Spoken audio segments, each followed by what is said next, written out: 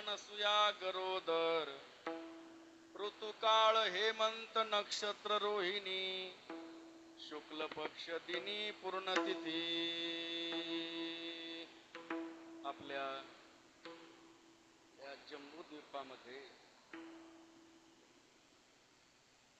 निर्गुण निराकार आणि सगुण साकार दैवत या विश्वामध्ये या भारत भूमीमध्ये या भारत वर्षामध्ये ज्या अलौकिक ज्वालामुखी शक्ती मातेनं उत्पत्ती स्थिती आणि लय या तीनही दैवताचं एकत्रित रूप सादर केलं त्या मातेला सत्य अनुसया असं म्हणतात. विठाला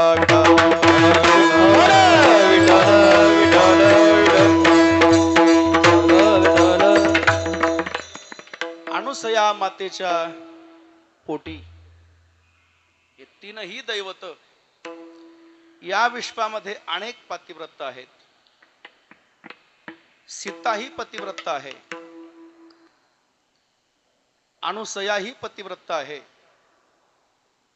परंतु या भरत भूमीमध्ये या भारत वर्षामध्ये देवमान्य जी काही पतिव्रत आहे तिचं नाव आहे अनसुया माता. विठाला विठाला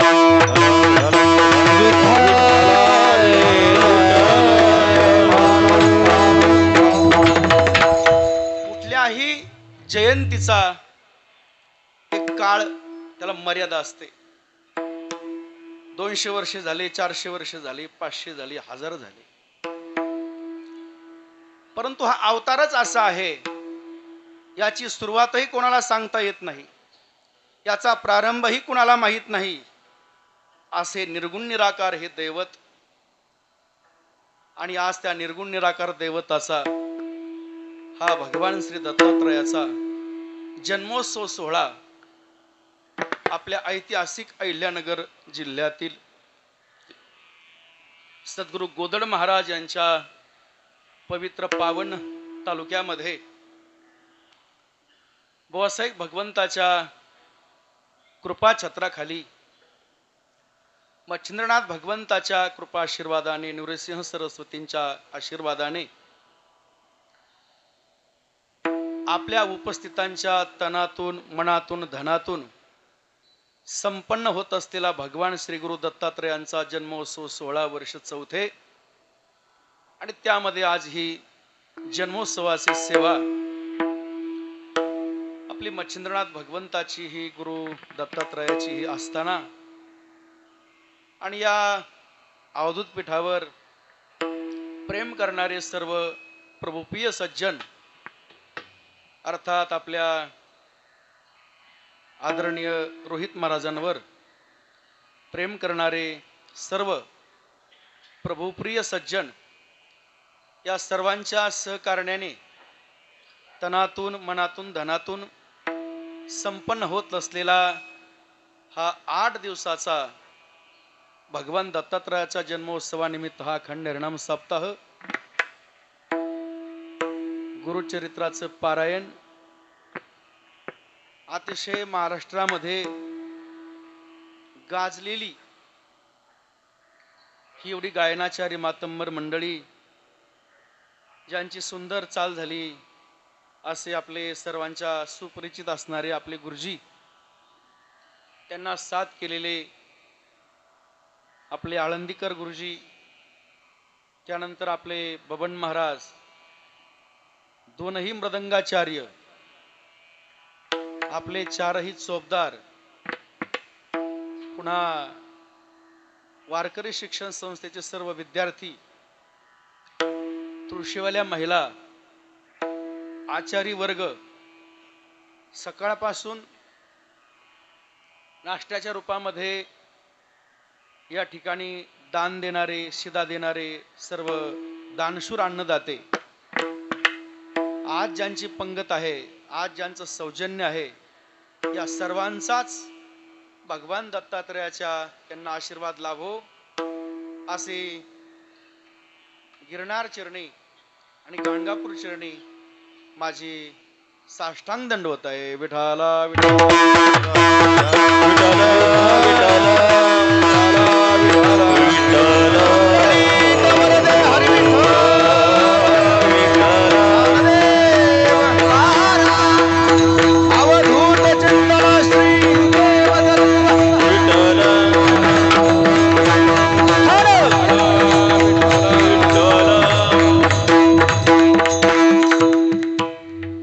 अनेक अवतार आहेत,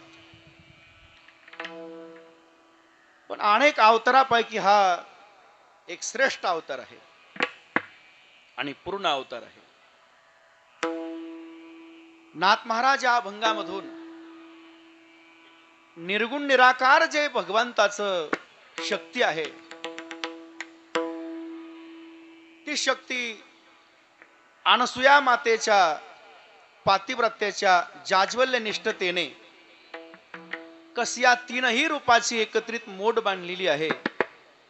त्या पातिव्रत्या धर्माचं वर्णन करून भगवान दत्तात्रयाचं अलौकिक महत्व आणि महात्म्य जगाच्या उद्धारासाठी, जगाच्या आशीर्वादासाठी, जगाच्या कृपेसाठी कसं कारण ठरलं त्याचं वर्णन नाथांनी या अभंगामध्ये केलेलं आहे. विठाला विठाला विठाला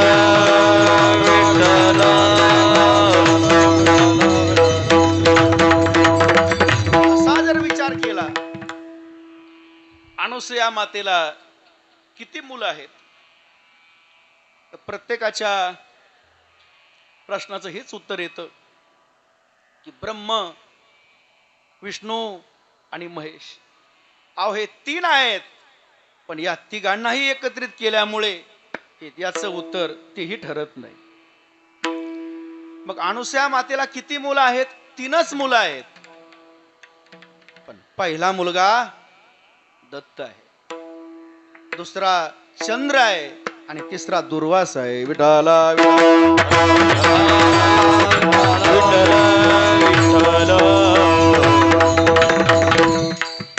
काय दुर्वास कोण आहेत? दुर्वास सोपे नाही. पतिव्रता कोणाला म्हणावं?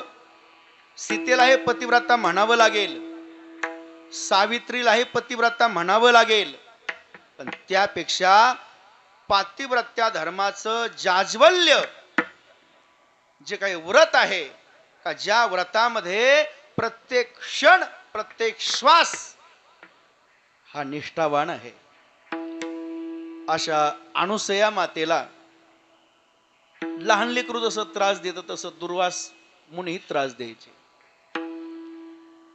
काय त्रास द्यायचे? पतिव्रता कोणाला म्हणावं? पतीची या मता अनुसरोनी पतिव्रता, पतिव्रतेचे हृदय जैसे पती वाचोनी काही न स्पर्शे. काय पतिव्रता धर्म होता अनसुया मातेचा, नाही का? आता नाही तशी राहिली, आता तशा पतिव्रता राहिल्या नाहीत. अनसुया माता आपल्या पतीची सेवा करत होत्या आश्रमामध्ये. झोप लागेपर्यंत पाय चोपायचे, झोप लागली तरी पाय चोपायचे. पण दुर्वास महाराज आले का, आल्यानंतर अनसुया मातेचे केस तरी ओढते, काहीतरी त्रास देते. एकदा झालं, दोनदा झालं, तिसऱ्यांदाही तोच पराक्रम दुर्वास महाराजांचा. अनसुया मातेच्या मनामध्ये आलं, न जाणो हा दुर्वास माझा मुलगा सारखे केस ओढतोय, पण न जाणो माझ्या पतीचे मी पाय चोपताना जर त्या केसाच्या झटक्यामध्ये जर माझ्या पतीची अर्थात आत्री ऋषीची जर झोप मोडली तर माझ्या पतिव्रता धर्माचा भंग होऊ शकतो. राग आला अनसुया मातेला. राग आल्यानंतर तिने एकदा सोडलं, दोनदा सोडलं, पण तिसऱ्यांदा टंगडी धरली. कोणाची? त्या दुर्वासाची. आता टंगडी धरली. आता टंगडी धरल्यानंतर काय, आत्री ऋषीच्या आश्रमामध्ये काय आपल्यासारखं होतं का असं? गायन गुरण असं काही नव्हतं. आत्री ऋषीच्या आश्रमामध्ये अग्निहोत्री तो आश्रम होता. 24 तास अग्निहोत्र चालायचं. ऋग्वेदाच्या ऋचा, यजुर्वेदाच्या ऋचा चालायच्या. फेकल्याबरोबर त्या यज्ञकुंडामध्ये जाऊन दुर्वास महाराज पडले.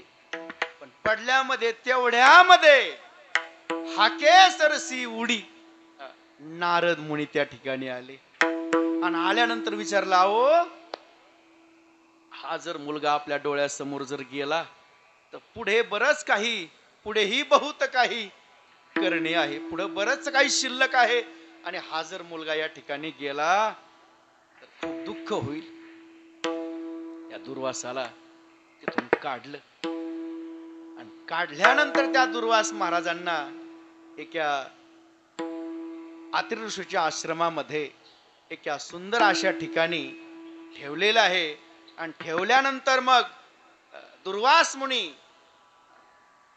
मातेच्या आणि पित्याच्या मोहाच्या त्यागास्तव तपश्चर्या सिद्ध करत आहेत. विठाला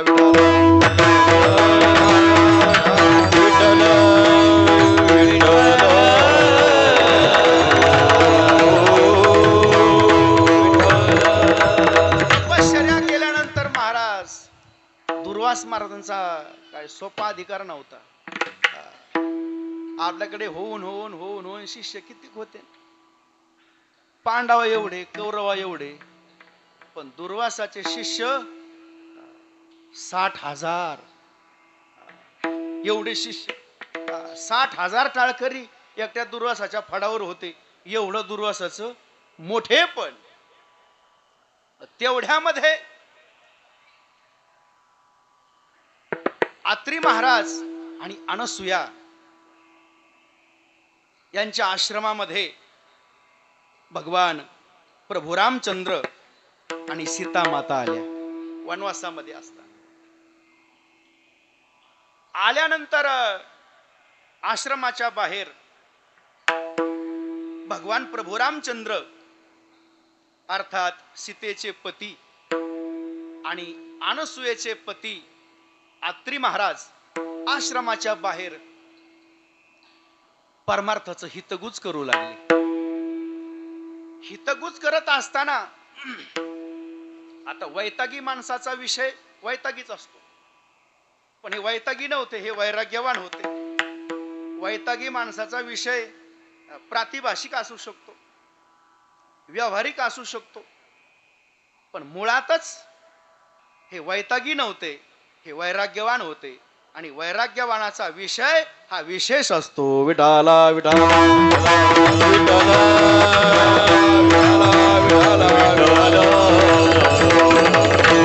तशा दोघांच्या आश्रमाच्या बाहेर चर्चा चाललेली परमार्थाविषयी.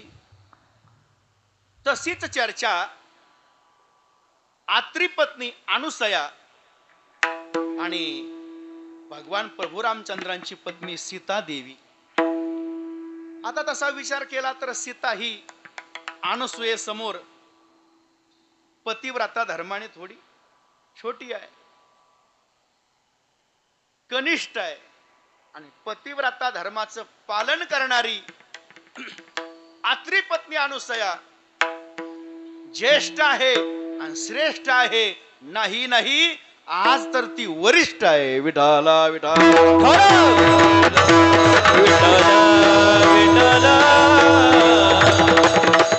त्या आश्रमामध्ये, आत्री ऋषीच्या आश्रमामध्ये सीता मातेनं अनसुया मातेला प्रश्न विचारले. माते, आपली खूप मोठी असा अधिकार आहे आणि पतिव्रता धर्माचं जाज्वल्य निष्ठा म्हणजे अनसुया माता तू आहेस. मला कृपा करून सांग ना, या पतिव्रता धर्माचं एवढं तंतोतंत जे पालन तू करतेस, यासाठी तू काय काय साधना, काय काय उपासना, काय काय भक्ती करतेस, मला सांग ना. रामाची पत्नी सीता आत्री पत्नीच्या अनसुयेला प्रश्न विचारू लागी रात्रभर. रात्रभर प्रश्न विचारू लागली सीता अनसुयेला, आणि विचारलेल्या प्रश्नाचं उत्तर अनसुयेनं दिलं. या सगळ्या प्रश्नाचं उत्तर सीतेला दिल्यानंतर त्या सगळ्या प्रश्नाच्या उत्तराला एक नाव दिलं. त्याला नाव म्हणतात अनसुया गीता. विठाला विठाला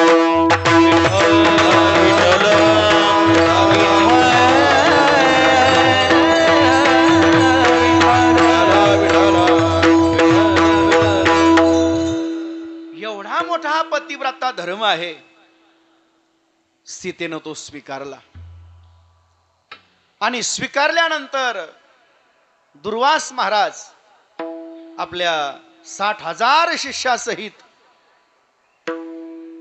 भोजन मागण्यासाठी सीतेच्या आश्रमामध्ये आलेले आहे. आता आश्रमामध्ये आल्यानंतर शेवटी कोणालाही स्वतःच्या आईचा मोठेपण असतं, की आपल्या आईपेक्षा दुसरी आई कोणालाही कमी वाटते. तसं दुर्वास महाराजही म्हटले, आमची अनुसया माता, तिचा मी मुलगा दुर्वास, आणि माझी ही 60,000 शिष्य, हे मोठेपण मोठच आहे. आम्हाला भिक्षा पाहिजे. कानावर होत, दुर्वासाच्या कानावर होत. आपल्याला ज्यांच्याकडे भोजन करायचंय ती सीता आहे, आणि सीतेचा पती भगवान प्रभू रामचंद्र आहेत. पण कानावर बातमी आहे. काय बातमी आहे कानावर? की रामाची सीता काही महिने रावणाकडे राहिलेली बर का. आणि एवढ्या मोठा पतिव्रतेचा मुलगा दुर्वास आणि त्याचे 60,000 शिष्य, एवढ्या मोठ्याचं लेकरू, अशा सीतेच्या हाताने भोजन करणं किती चांगलं आहे बरं. तेवढ्यामध्ये नारदाची स्वारी आली. नारदाची स्वारी आल्यानंतर नारदाने विचारले, दुर्वास महाराज काय चाललंय, कुठं आलात? आलोत स्नानाला, अयोध्येमध्ये स्नानाला आलोत. भगवान प्रभू रामचंद्राने सांगितलंय आता आम्ही स्नान करणार आहोत. तो पण शरयू नदीवर आलोत, आणि शरयू नदीवर स्नानासाठी आलोत. आता स्नान कर्म वगैरे आटपून आम्ही भोजनासाठी जाणार आहोत. पण कानावर अशी बातमी आली रे नारदा, की जिच्याकडे भोजन करायचंय ती काही महिने रावणाकडे राहिलेली आहे. काय करावं रे, जेव्हा का नाही रे.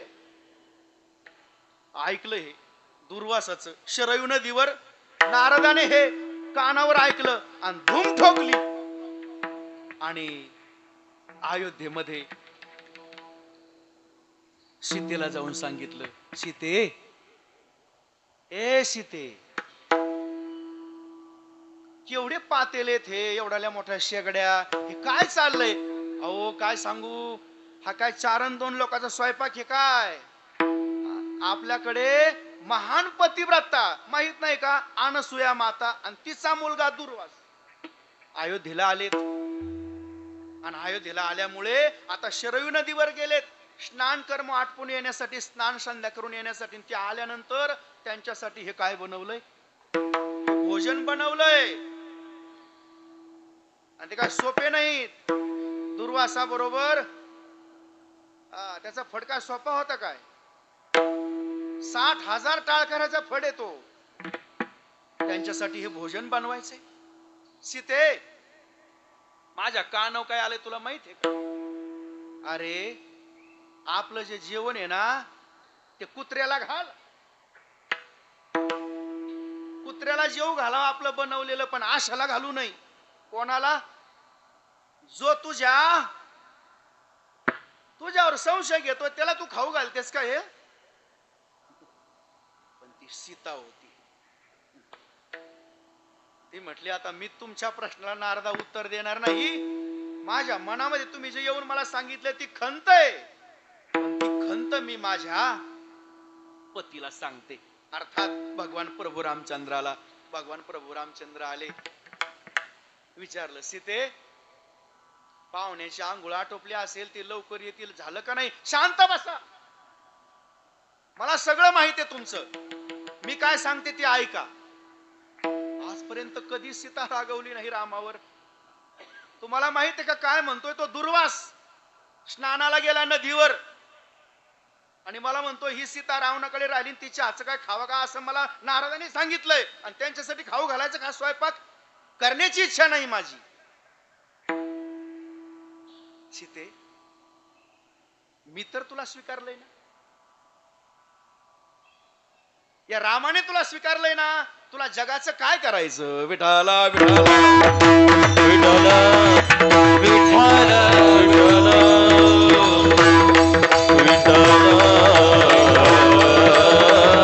विठाला. सीता देवी होती, ती पतिव्रताच होती. कारण पतिव्रता कशामुळे? 14 वर्ष आणि 14 दिवस आपल्या पतीच्या वनवासामध्ये एक क्षण सुद्धा विभक्त झाला नाही, म्हणून पतिव्रता. विठाला विठाला विठाला विठाला विठाला. सीते तू पतिव्रता आहे ना, आणि तुला माहित आहे ना तुझा पतिव्रता धर्म मला माहित आहे, म्हणून मी नाव धारण केलंय सीताराम. विठाला विठाला विठाला विठाला. सीते मला माहित आहे तू पतिव्रता आहे, पण तुला माहित नाही तू पतिव्रता आहे की नाही. यासाठी तुला काहीतरी परीक्षा घ्यावी लागेल, तेव्हा तुला प्रसन्नतेची सिद्धी प्राप्त होईल. भगवान प्रभू चरणाचं तीर्थ घेतलं सीतेने. कमंडलू आणला, कमंडलू मधली पाणी घेतलं, पाद प्रक्षालन केलं आणि ते पाणी घेऊन संकल्प सोडला, हे देवा जर ही सीता रामाचीच असेल आणि राम हा सीतेचाच असेल, तर जेवढे पाण्याच्या बाहेर आहेत आणि जेवढे पाण्यामध्ये गेलेत दुर्वासासहित 60,000 शिष्य कोण झाले पाहिजे? स्त्रिया झाल्या पाहिजे. काय झाल्या पाहिजे? दुर्वासासहित 60,000 शिष्य स्त्रिया झाल्या पाहिजे. शरयू नदीमध्ये स्नानाला गेलेले दुर्वासासहित 60,000 शिष्य उड्या मारल्या गड्यानी आणि बाहेर आल्यात तर कोणाच्या येण्या, कोणाच्या साड्या, कोणाच्या 9 वार, कोणाच्या 6 वार, कोणाच्या गळ्यात मंगळसूत्रे, कोणाच्या गळ्यात पोथी, कोणाच्या गळ्यात डोरले. अहो काय जो जेवढा साज असन तेवढ्यात, आणि एकमेकाकडे पाहून आता काय तुम्हाला विचार करा त्यांचं काय झालं असं, काय बोलत असते त्या. पाना मी कशी दिसते, अरे मी कशी दिसते, तू कोण होता? मी कशी दिसते तू कशी दिसते, महे गाल कशी तू कपाळ कशी. एकमेकाकडे पाहून लाजू लागले. आता लाजल्यानंतर तिकडे स्वयंपाक तयार झालाय, चला लवकर जेवायला. कुठं? रामाच्या घरी. जेवायला चला लवकर घेऊन या, सीता माता म्हणते. आता काय करावं? जेवायला आले ते म्हसुबा आणि जेवण वाढायला आल्या मावलाय, आणि जेव्हा मावलाय आल्यात दुर्वासाची झाली दुर्वशी. आल्यानंतर मग सगळ्याला हळद कुंकू वाहिलं, हळद कुंकू लावलं. हळद कुंकू लावून थांबले नाहीत, सगळ्याला म्हणले आता बसा रांगेत. रांगेत बसायला लावलं आणि पुन्हा तिथे नारद आले. म्हणले नारद महाराज म्हणले, सीता देवी हा काय म्हसुबाला आणि मुंजाबाला नैवेद्य काय? जेव्हा ते कोण मुक्त झालेल्या शक्ती आहेत आणि यांना स्वतःच्या नवऱ्याचे नाव घ्यायला तेव्हा यांना जेवण द्या, कारण सवासणी आहेत ना ते. अरे देवा देवा देवा, सगळ्यांनी नाव घेतली. सगळ्यांनी नाव घेतले. नंतर नाव आलं दुर्वासव. आता दुर्वासाची झाली दुर्वासी. काय करावं? पण त्याही ठिकाणी वाचिक पापाचं प्रायश्चित्त घेऊन पुन्हा सीता देवीने त्यांना आपल्या मूळ स्वरूपामध्ये आणलं. तिची देवावरी सत्ता, तिची देवावरी सत्ता, तिची देवावरी दशा, तिची देवावरी दशा. तुका म्हणे पतिव्रत, तिची देवावरी सत्ता, तिची देवावरी सत्ता, तिची देवावरी सत्ता.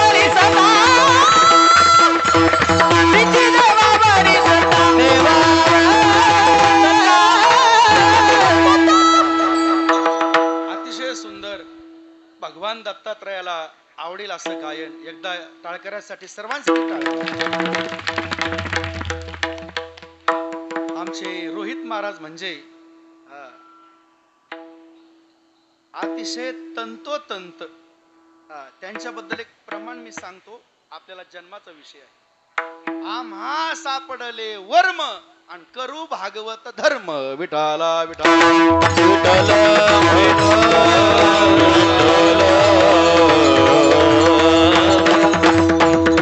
आश्रमामध्ये आले आणि आश्रमामध्ये आल्यानंतर दुर्वास मुनी आणि आपल्या 60,000 शिष्यासहित आश्रमामध्ये आले. आणि आश्रमामध्ये आल्यानंतर सगळा घडलेला प्रसंग अनसुया मातेला सांगितला. अनसुया माते, आम्ही गेलो होतो भोजनासाठी. असं वाटलं होतं भोजन करू नये, पण जरी झाला संन्यासी तरी मध्यान्नासी तोंडवाशी. भोजन करावंच लागलं, पण त्या ठिकाणी आम्ही गेलो पुरुष, पण भोजन गेलं स्त्रिया म्हणून. का ग? तुझ्यापेक्षाही सीताचा पतिव्रत जो काही व्रत आहे हे तुझ्यापेक्षाही मला तर मोठं वाटतंय. मोठं वाटतंय म्हटल्यानंतर सीतेला सुद्धा गर्व झाला. सीतेला सुद्धा गर्व झाला. मी अनसुयापेक्षाही श्रेष्ठ आहे. अनसुयापेक्षाही मी श्रेष्ठ आहे, कारण मी कोणाला हरवलंय? अनसुयेचे जे मुलं होते त्या मुलाच्या मी काय केलं? स्त्रिया केल्या. सीतेला गर्व झाला. जसा सीतेला गर्व झाला तसाच सावित्रीला गर्व झाला.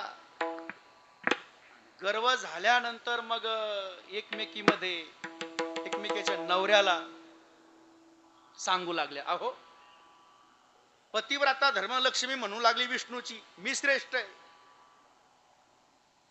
सावित्री म्हणाली मी श्रेष्ठ आहे. पार्वती म्हणाली मी श्रेष्ठ आहे. सगळ्या आपापल्या पतिव्रत्याच्या धर्मामध्ये म्हणू लागले आम्ही श्रेष्ठ आहोत. हाय का नाही मी श्रेष्ठ? लक्ष्मी म्हणले विष्णूला, हाय का नाही मी श्रेष्ठ? विष्णू म्हणले हाय ना. नाही म्हणावं तर पुन्हा तुकड्याची पंचायत. पार्वती म्हटली महादेवाला, का हो मी श्रेष्ठ आहे का नाही? हाय ना, एक नंबर आहे. एक नंबर आहे.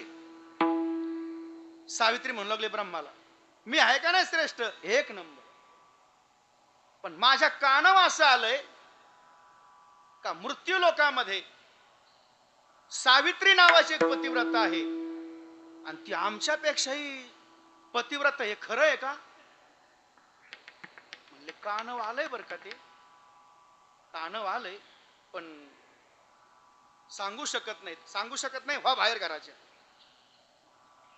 पहिला सावित्रीने ब्रह्मदेव बाहेर काढा. व्हाय बाहेर घराच्या बाहेर, तुला भाकर नाही काय नाही. व्हाय खाली स्वर्गाच्या, उतर खाली. आता दुःख मोठा माणूस स्वतःच्या मित्राला सांगत असत. ब्रह्मदेव बाहेर आला आणि गेला विष्णूकडे. विष्णू, अरे सावित्रीने काय हाल केले माझे, अरे काय केले. आपण तर या अमर लोकामध्ये आहोत, पण या मृत्यू लोकामध्ये सुद्धा या वैकुंठापेक्षा कैलासापेक्षा स्वर्गापेक्षा पतिव्रता आहे. आणि मला तर सावित्रीने हाकलून दिले भाकरने तुकडाने, मी काय करू. ही गुपचूप बातमी ब्रह्मदेव वैकुंठामध्ये जाण्याच्या अगोदर नारदाने सांगितलं लक्ष्मीला. लक्ष्मी, काही माहितीये का, काही कळालं का, काय झालं हो? तुमच्यापेक्षा पतिव्रता धर्माचं जाज्वल्य पालन करणारी आतिर ऋषीची पत्नी अनुसया या मृत्यू लोकात हे. आणि तुम्हाला खरं वाटत नसलं तर तुमच्या मालकाला विचारा. म्हणजे माझ्या मालकाने पाय लक्ष्मीचे हाती एवढं माझ्यासाठी त्यांनी झाकून ठेवलं का? हा माझा नवरा आहे का? मला खरं सांगत नाही. गेला दामटून होय होय खुंटाच्या बाहेर. लक्ष्मी पासून विष्णू वेगळे होईपर्यंत नारद महर्षी पुन्हा स्वर्गामध्ये कैलासामध्ये गेले. आणि कैलासामध्ये गेल्यानंतर तिथं भजन चालू होतं. आणि भगवान शिव आपापल्या गणासहित अवस्थेमध्ये बसलेले होते. अवस्थेमध्ये बसल्यानंतर जे काही खरं बोलायचं असतं, नारद महाराजांनी पाहिलं, अरे जरा परिस्थिती जरा इथं कैलासातली वेगळी आहे. कारण बाकीचे देव आहेत, पण हा महादेव आहे. हा महादेव आपण पटकन काय मनातलं बोलू नये. पाहिलं जरा शिवगण रुद्रगण सगळ्याचं भजन चाललं होतं. श्रीराम जय राम जय जय राम, श्रीराम जय राम जय जय राम, श्रीराम जय राम जय जय राम, श्रीराम जय राम जय जय राम, श्रीराम जय राम जय जय राम, श्रीराम जय राम जय जय राम, श्रीराम जय राम जय जय राम, श्रीराम जय राम जय जय राम. राम पुरुष मंडळींना विनंती, थोडं पुढे सरकायचं.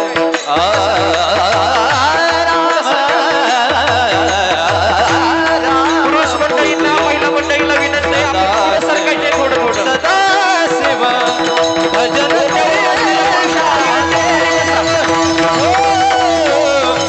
भजन करे महादेव. पुरुषांना विनंती आहे पुढे येऊन बसायचंय. भजन करी महादेव महादेव, भजन करी महादेव.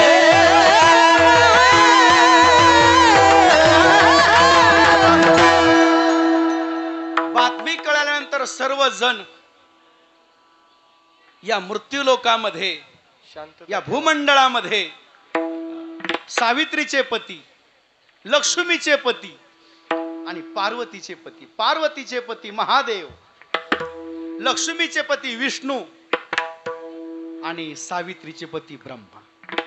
सर्वजण या मृत्यू लोकामध्ये आले. कैलासातून महादेव आले, वैकुंठातून विष्णू आले आणि स्वर्गातून ब्रह्मदेव आले. समोर येऊन बसलं आता तरी चालेल. आल्यानंतर विचारलं, आता जायचंय आपल्या समोर या. बायकाचं ऐकलंय, आता जायचंय कुठं? आतिर ऋषीच्या आश्रमात. पण कशाला? पुण्य करायला नाही, पाप करायला जायचंय. म्हणजे अनुसयेचं पतिव्रत भंग करायला जायचंय. आले तिघजण. पण तिघजण आले पण म्हणले, आपण जर महादेव म्हटला, मी एवढा मोठा महादेव, देवाचा देव महादेव, मी जर असा भस्मउटी रुंडमाळा जर गेलो तर कैलासाचा अपमान आहे. भगवान विष्णू म्हणले, मी जर असा गेलो पालन करणारा सृष्टीचा, माझा किती मोठा अपमान आहे. असं मी जात असतेत का? काय करावं रे? तेवढ्या मोठे देवाचा देव महादेव म्हटलं, एक आयड आहे माझ्याकडे. पार्वतीला जर फसवायचं असेल, जसं सीतेला फसवलं होतं कोणी, मरीची मामा, कशाचा वेश घेऊन गेलता? म्हणले तसं फसायचंय ना आपल्याला, तिचा पतिव्रत भंग करायचंय ना, आपल्याला गोसावी म्हणून जावं लागेल. विठाला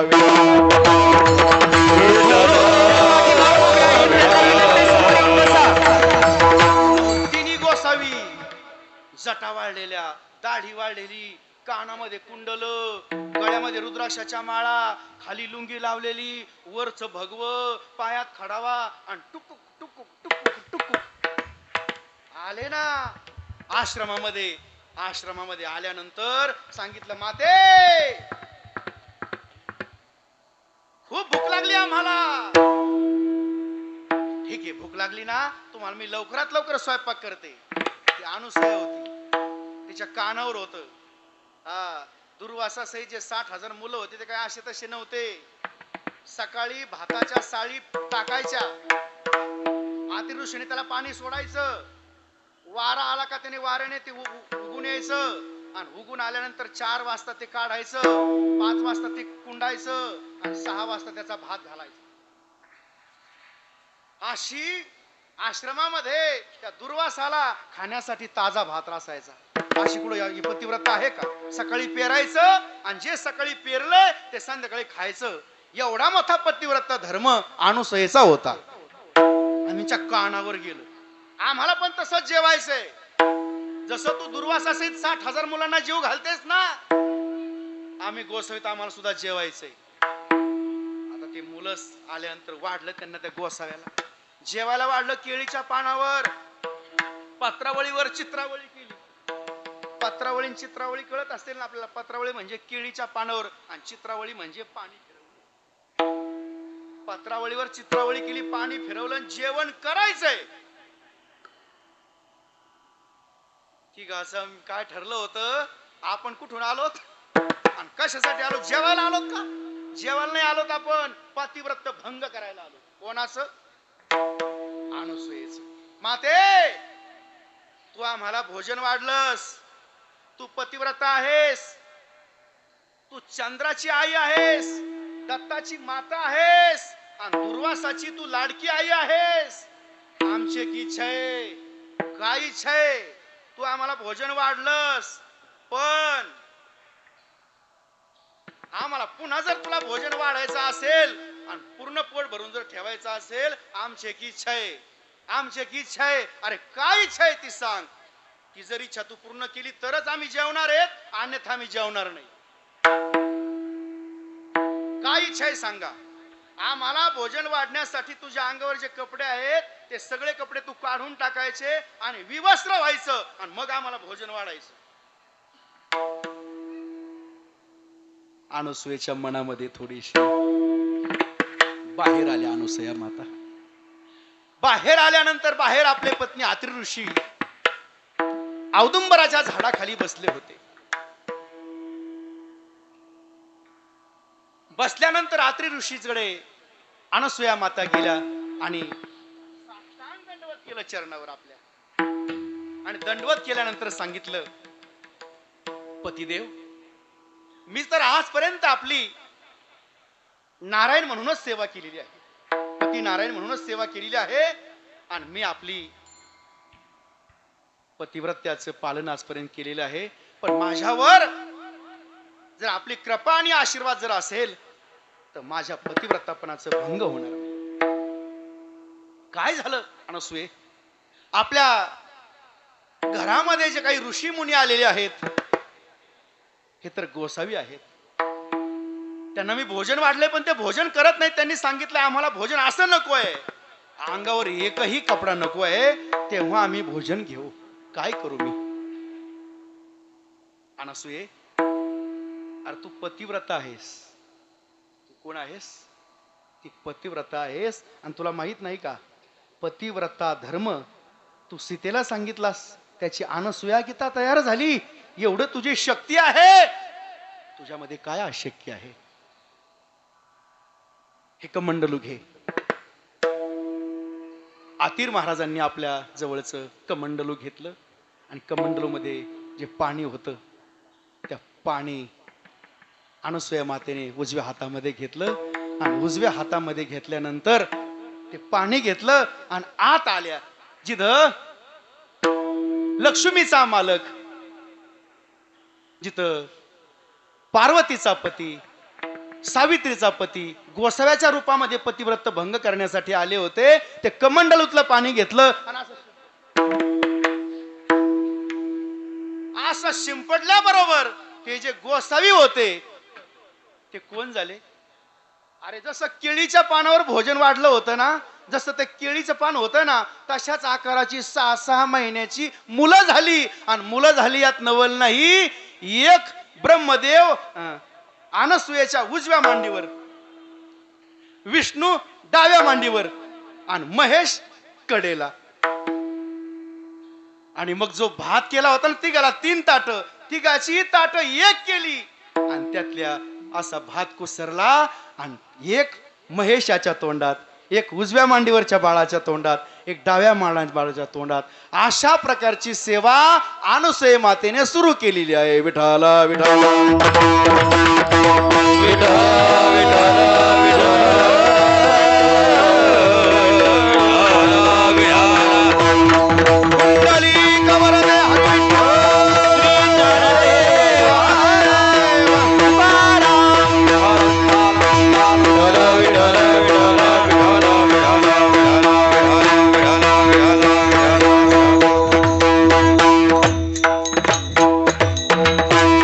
रे सार तया माझे दंडवत आखे धोळी श्वान नित्य ध्यान विद्या शंकर गदाती पायी गणावा दरगती आखे धोळी श्वान नित्य ध्यान विद्या माथा शोभे रावारा के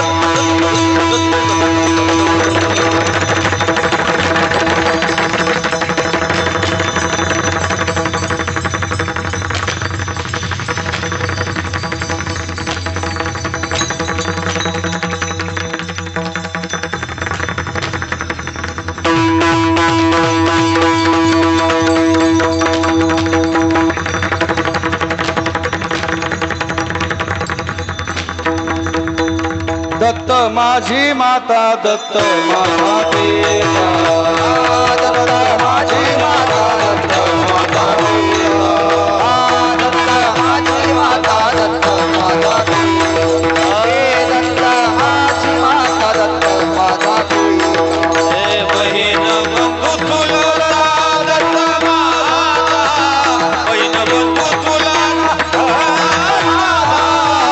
दत्त माझे गुरु दत्त माझे दारू दत्त माझे गुरु दत्त माझे दारू दत्त बंधू तुला दत्त बंधू तुला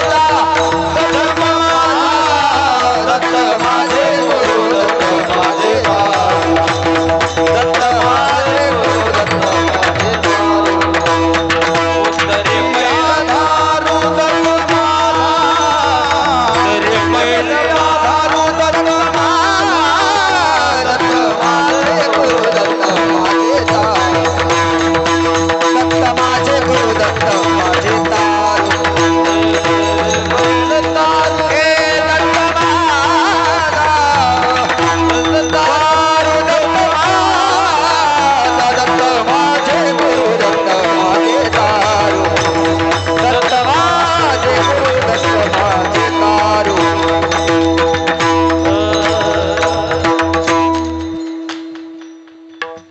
एका जनार्दनी चिंती दत्त पाया आणि दत्त रूप काया झाली त्यांची एवढं म्हणा.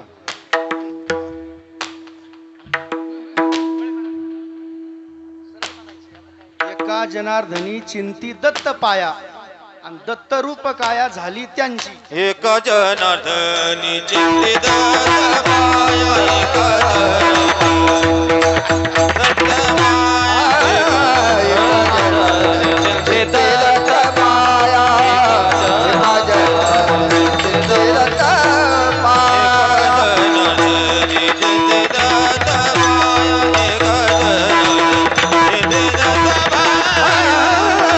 एक चिंतित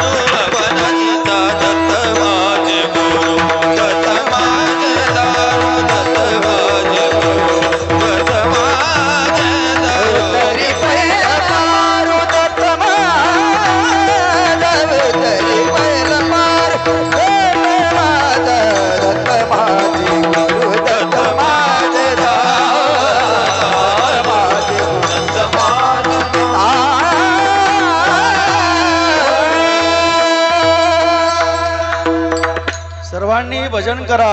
विठोबा रखुमाई हरे विठो